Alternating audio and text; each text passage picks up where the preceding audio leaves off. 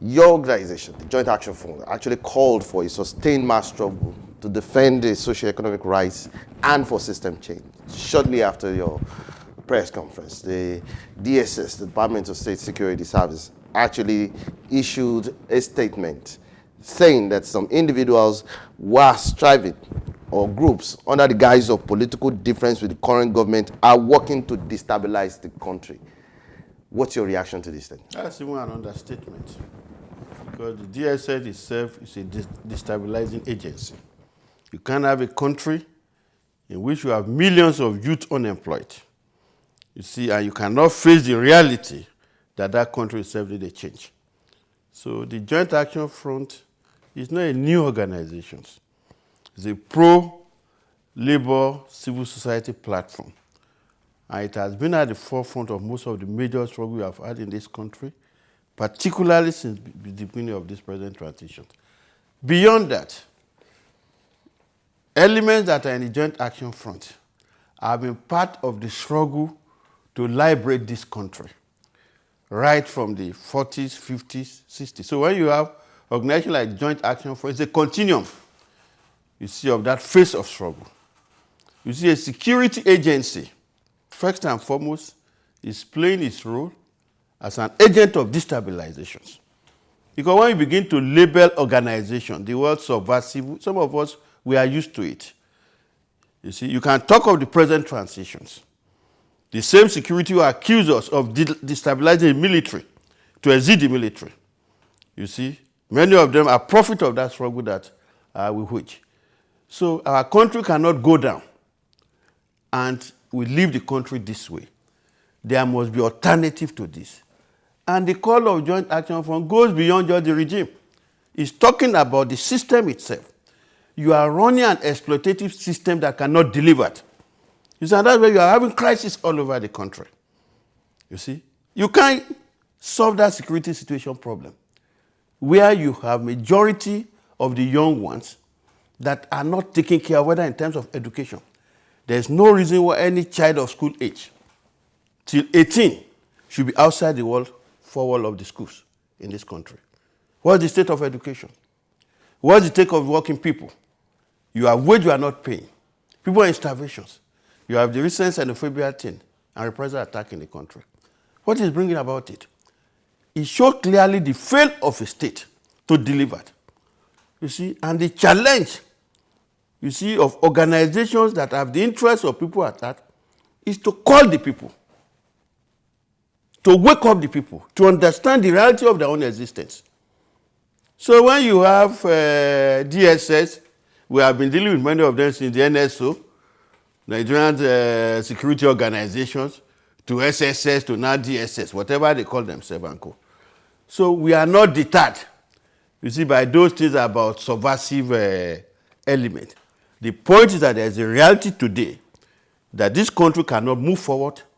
You see, and every country that has reached a site that have reached the state that they have reached, you see, women in that society who do not want to be dehumanized have a responsibility to wake up to that challenge. Let me get this. The Joint Action Force is actually demanding, or part of the declaration of action includes the fact that you're beginning a mass political education and mobilization for system change. This is the same, I mean, yeah, that is, we have been on it. We actually call for a revolution. In an open democracy, are you not calling for open anarchy? You know, I think, you see, part of the first error we made is to talk of democracy. Where is that democracy? You see, that's the assumptions. You see, because democracy is supposed to exist on the basis of the wishes and aspirations of the people. And they are masters. You get it now, because they are masters in Europe and America. Let them go and listen to the preface of their constitutions. Because the preface to the American Constitution states clearly, we hold this truth to be self-evident, that all women are created equal and are endowed by certain inalienable rights. Among these are the right to life, liberty, and pursuit of happiness. And that to secure this right, you get it now, government is instituted among them, you get it, for the purpose of serving those ends. And that whenever any form of government becomes destructive of that end, which is the right to life, liberty, and pursuit of happiness, It is the right of the people to alter and abolish that government. That is their, I'm telling them, they are masters. Although there's also hypocrisy in it. You get it? So what I'm saying is that when people talk about the questions of subversions, they must understand that first and foremost, you see, a state that isolates the people, you get that, disconstruct itself from the people, is the one first and foremost guilty of subversions. Because you are creating an environment for it and go. So when you have a government now like labeling Shore terrorists, why do you label a government of ours? Is that not economic terrorist? Meeting with IMF? Are they not the one destroying lives? Meeting with World Bank and their policies? You see, what could be more serious at that level? It is in time that we talk sense to our people. You see, we are talking of political education and mobilization of the people. We are not apologetic about it. You see, because it's the people themselves who deserve that liberty. It's the people themselves who deserve that pursuit of happiness. And that is why, you see, there is no freedom that is enjoyed without a struggle. So all those threats, for somebody like me, for somebody like those who have related together for years in this country on this, we are not apologetic about it. The present actor in government, you get it? When we were in National Association of Nigerian Students, that was the glorious days of NANS. NANS was banned by that regime. Over what? Over commercialization of education. What is the state of our education today? All those who are enjoying free tuitions today, that we still have a level of federal university in this country, federal institution in this country, was the product of that struggle for Alimongo. If we didn't struggle for it, we will not have that. So nobody threatening people like us. So the call for a revolution is a legitimate call at that level. The question of the act is a different thing entirely. The issue at stake is political. It's a question of power. Because power resides with those who use power to dehumanize our people in this country. And to that extent, if we are human enough in this country, we must call on the people. There's an alternative. So the call for situation is not new. We have been part of this struggle. In 1986, there was a political debate on the future directions of Nigeria. So the context of socialism was the outcome of that 1986 political debate. And what are we talking about? We need an alternative political and economic arrangement in which the resources of the country can be maximally benefit everybody in the country. It's not about ethnicity. Because they are the ones using ethnicity, religions, and everything to divide the people. And the challenge of JAF is to say, come the people. Don't allow yourself to be divided. Because the fundamental basis of the question we are raising about a new political and alternative arrangement is that who controls the economy and for who. That's the challenge. So it goes beyond an individual that is in government. Our struggle to even try to institute democracy is not about the actors that have become the present beneficiaries who are opposed to it. So for the DSS, it's minor. To some, so the DSS have been part of it. You get it? They inherit it from the colonial authority. Because there are two acts today still with us. You have the Sedition Act. Sedition Act was created to undermine and ban the Zikis movement. You have the Public Order Act. All in my life, I have never been part of those who will then write a letter to protest. It's the responsibility of the police. If you see protesters on the road, go and protect them. What's my business about that? You see? So that's why people want to do that. I've been right, no slave get freedom from his master. So for us as Nigerians, you can't not want to enjoy freedom. Who has called for more revolution than Fela in this country? Suffer for what, Abi? Enjoy for you open your eyes there. Your life, they roll like one year ball. You say, in these generations now, if the generation are not angry enough, they should be angry than our own generations. You have millions of unemployed youth, and they are not on the street. Even with photocopy of their certificate and say, all we are saying, give us job. You see, that's the kind of generation that will have changed this country. Now, but, Comrade, what kind of system change are we talking about? Is it a change of government, a constitutional review, or a restructuring? No. What kind of system change? When you say a system change, you see, what system are we running? We are running an exploitative system. So what is that exploitative? Yeah, you see, when you run an exploitative system, exploitative simply means, you get it now, you rob somebody of his or her own possessions. Capitalism is not making any pretensions about the fact that it's an exploitative system. Capitalism is sustained on private greed, profit, inhumanity to human. Even our own constitution, so-called, you get it, is opposed to exploitative system. Because if you look at section 16 of the Nigerian constitutions on the economic objectives of government, it said wealth shall not be concentrated in few hands at the expense of the state, and that the major sectors of the economy shall be managed by the state. What is the major sector? Why must you privatize NEPA? They even stole it. You get it now. You see? Why must you deregulate? Why must you privatize? Because it's clear in the constitution. So even taking IMF loan, trying to sell our refineries and our assets, are unknown to the spirit and letters of the constitution. So our constitution, ab initio, is opposed to exploitative system. So when we are talking that we must change that system, you see, it means that we must change a political and economic arrangement that tends to concentrate wealth in the hands of the few. You see, but when you have a new political and economic system in what we call socialism, which is collective, you get it, ownership of the means of production of society. So collective distributions of the means of society. Then we can decide, what do we do with our resources?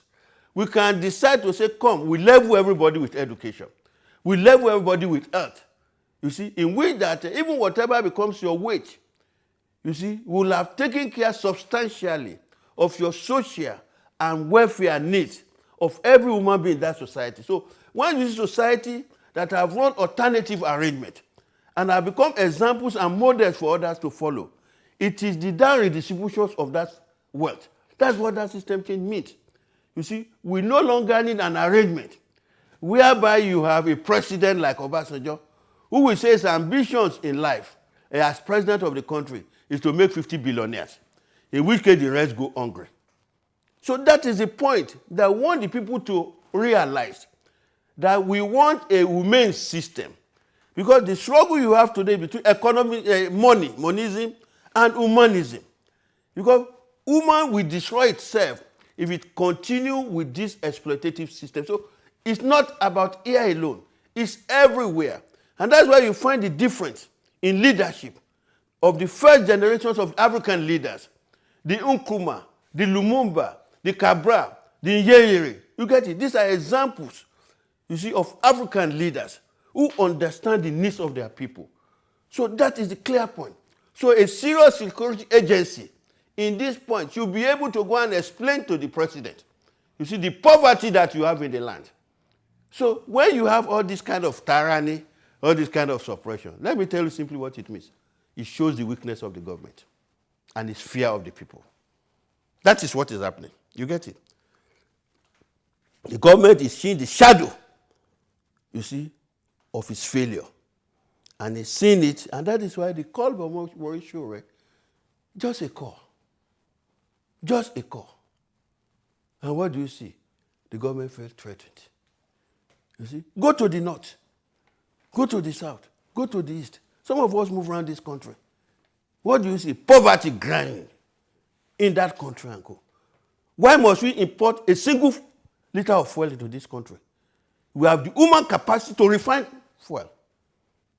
You get it? You see? People move technologically from their own base. You just don't jump to anywhere. You see, and that's why countries that value education, that value society, use first education to level everybody. Because you bring out the best of your talents. You see?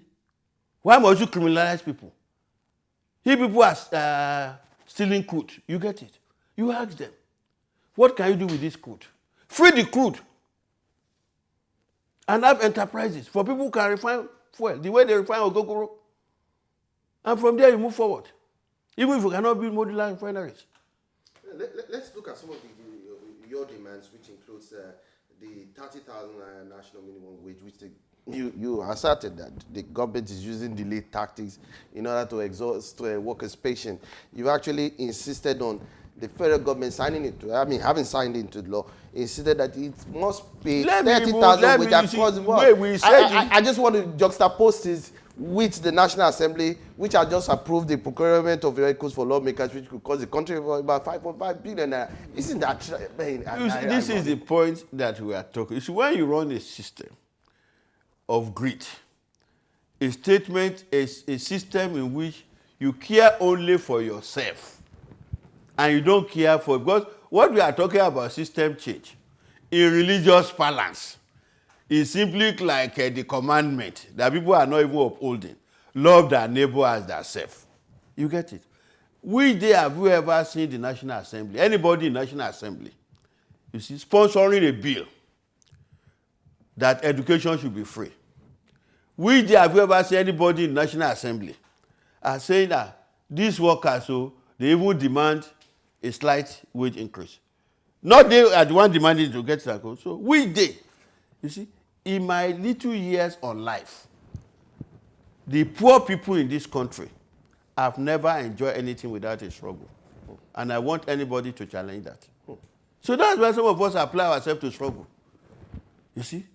Even the police. Look at what happened to the police. Police pension fund, Abi, became subject of embezzlement. Abi, what could the police themselves do? Even police reform. So each time you have this kind of security agency things, you laugh. You see? And that was why when there was the police strike, they can keep denying it. It's on record. I was the convener of United Action for Democracy. We published the leaflet. We still have copies of it. That police as a human being, they deserve the right to strike. Some of our members were arrested. I went to their force headquarters and challenged them. You can't fight for improvement of your own conditions. Others join you to fight for that improvement. One of our comrades is late now, Comrade Teslim Oyekomi. Teslim Oyekomi was part of our cadres, you get it, that were in the agitation to encourage even the police then to say, come, why must you keep yourself under this kind of conditions? So that is the point. So an institution that cannot even help itself, cannot redress itself, but transfers aggression to society. So it needs to be told clearly that people have the business not to live with this condition. So whatever the DSS is saying, they can say it to the 350 years of the transatlantic strait. Abi, they were catching people as slaves. People were not struggling and they are fighting it. That they will never be slaves. So some of us can be called subversive to any level, terrorist, whatever you want to call it. It does not change that situation. For some time now, a wind of absolute mass deviation from established political norms has swept across major countries of the world. And Africa is just not, it's just not moving along with this trend, so to say. I mean, in terms of the level of consciousness, of political consciousness of our people, to get back to the streets in order to demand their right, what is really wrong with our people? Yeah, you see, struggle. Struggle is like food. I use the analogy of struggle is like food. Is that no matter how expensively you eat today, say you had a breakfast today, and you spend 10,000 to eat breakfast. In the afternoon, you don't even have 200 naira on you. Abi? In the evening, Abi, you feel hungry. If you don't want to starve to death, you will even go for 100 naira food. Is that clear or not? So you see the point, and this fella that clearly demonstrated, when humans are reduced to a state of mental poverty, that's what fella means by suffering and smiling. You are suffering.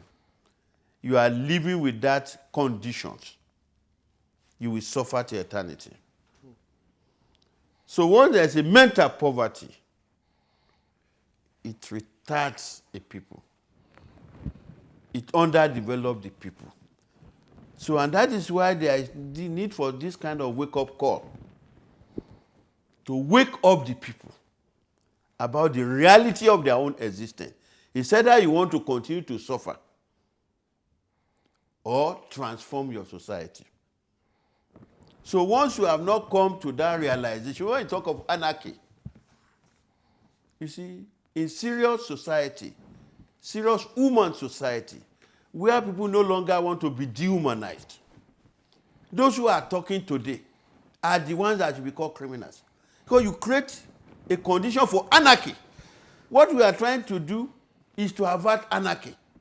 Because the anarchy, they say that, come, there can be another arrangement. And if you believe in it. So that's why change is not about the individual.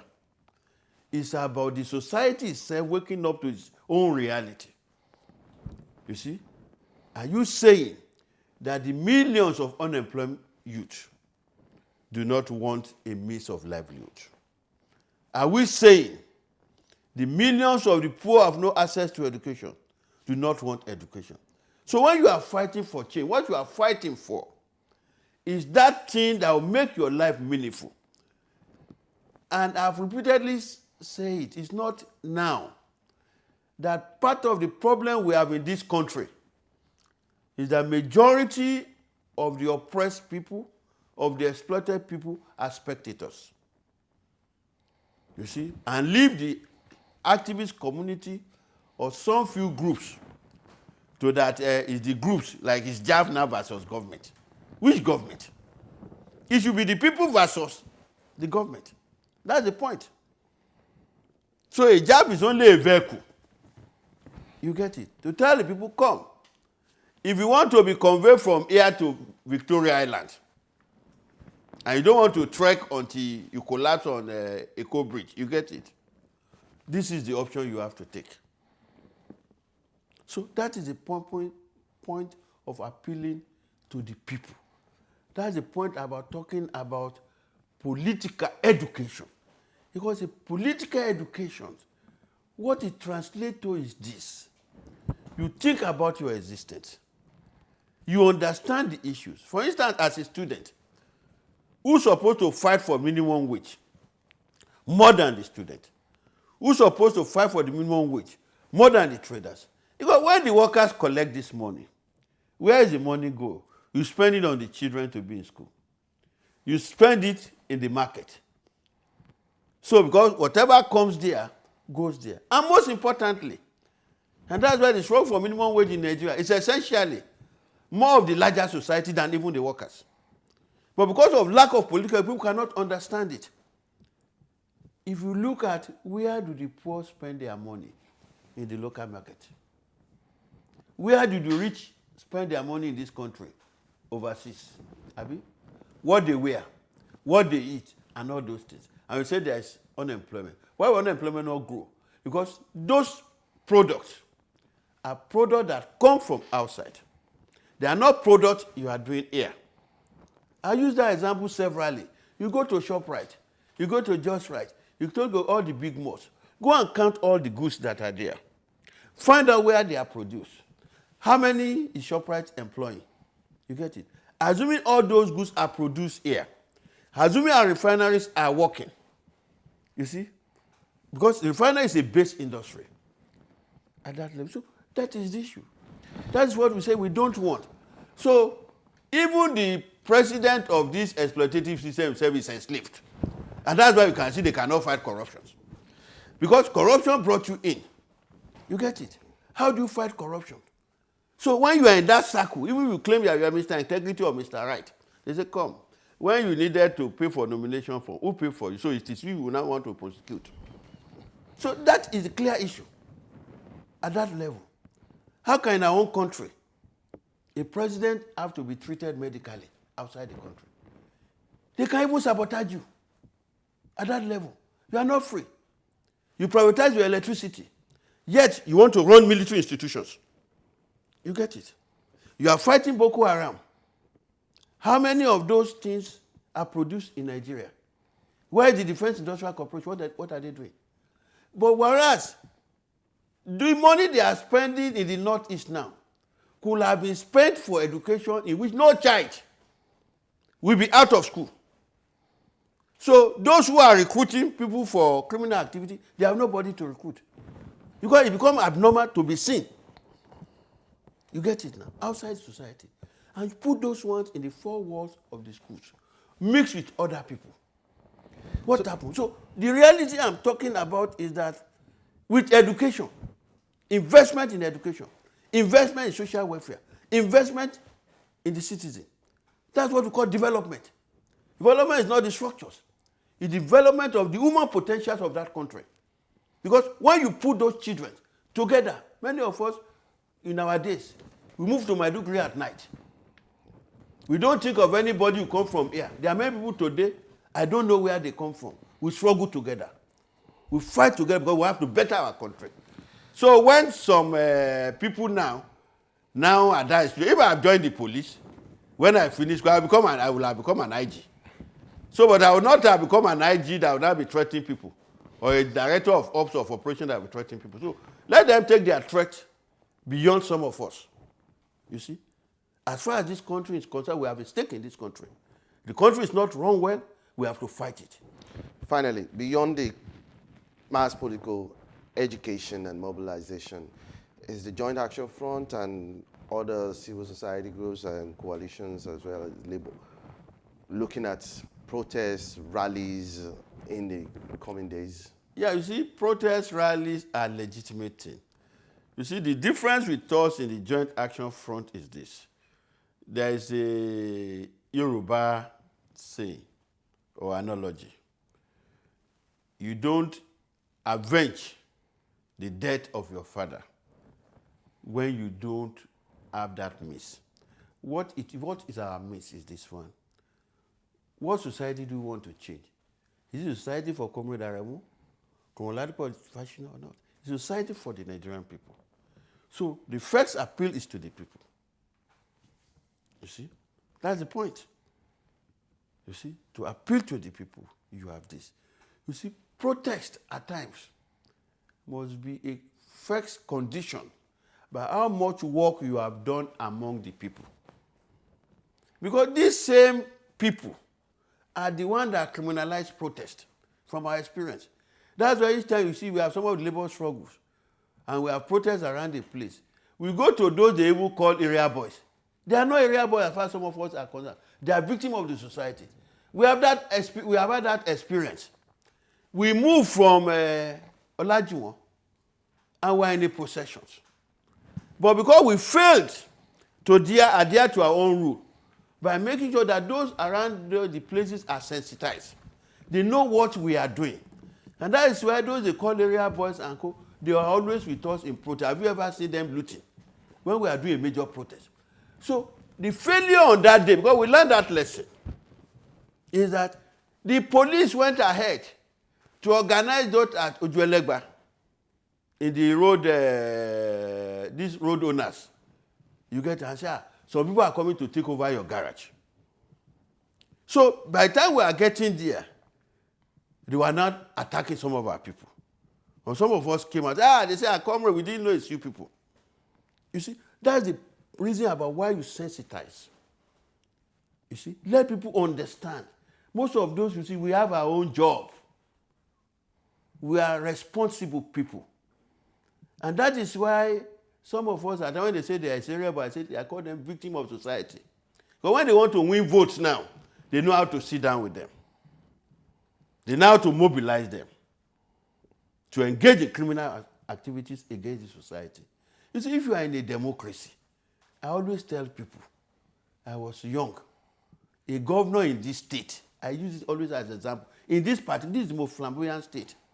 Abi, rode his own vehicle, live in his own house, 4 years, 3 months, before the Buhari Agbon military dictatorship took over in December 1983.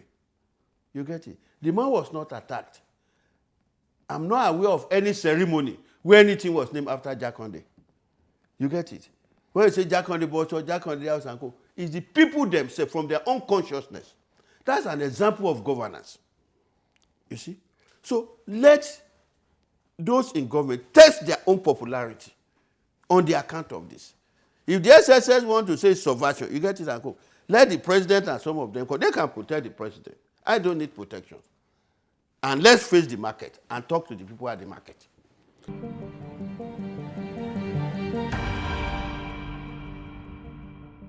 In fact, people are not happy. The economy is collapsing every blessed day because the president is weak and he has nothing to offer. Even if we give him 100 years to work, he will not achieve anything. Because, as you see me, I'm a civil engineer.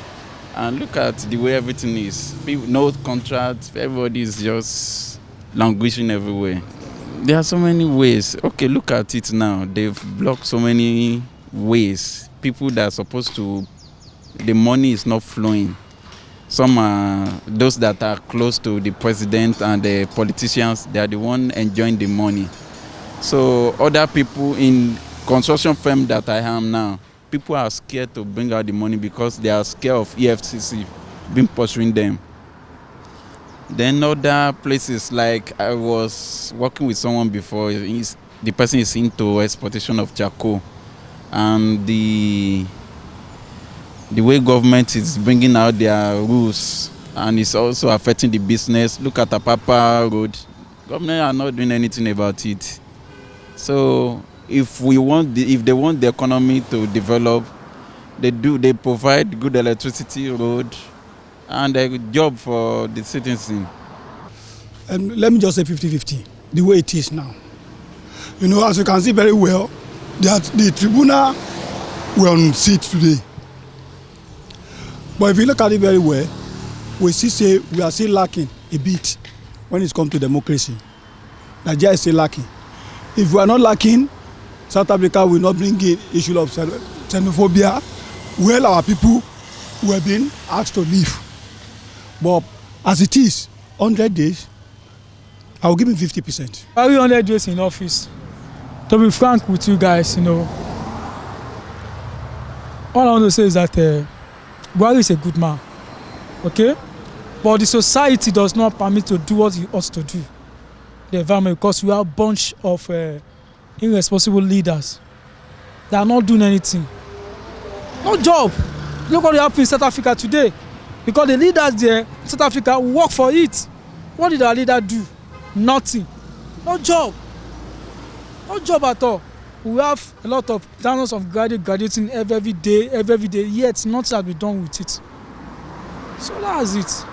100 days of Buhari in the office. You know, Buhari, what is fun about him is that he's supposed to let this country be restructured. This country should be restructured. Whereby we have the northern zone, the south zone, the southwest zone, you know, then there will be more or less power on the central. So each zone we have their own, will be independent. Like Lagos, for example now. Lagos is richer than some countries in the world. It's a nation on its own. So by then, all this suffering we reduce. But I don't know, yet nothing has been done about it. And this issue of insecurity, whatever. I'm sorry to say, I don't want to be being religious, you know. Like what happened in Abuja today, some Islamic group again protesting, just sort of thing. What have they done about it? Not yet, nothing has been done about it. This country is a secular state. It's not a Muslim country. It's not like Syria, whereby ISIS will be killing one of them. But look at the way those people are killing innocent married women and children. Yet Buhari do not about it. And he say he changed for second time. I mean, it's not good. This Nigeria, everything has been caused. The rise of the sell everything for this Nigeria now is very bad. But let's say the truth for Nigeria, who will win election? When they give the person who win the election the right way. APC and PDP, there's no good in Nigeria again. They be chameleon to Nigeria. This Nigeria have been turned to bad thing. And any person told the truth for Nigeria that can kill you. Our children were in school. We still the government school self, we still they pay money. Talk less of private school. So everything don't high. You see, Garina was 13,000, now it's 20,000. You see, rice will be 30,000, now it's 20,000. So everything just dey go up. So wetin we dey pray for, make things come down, that's all. Me na dustbin work, me I dey work for GRA, I dey take feed my family.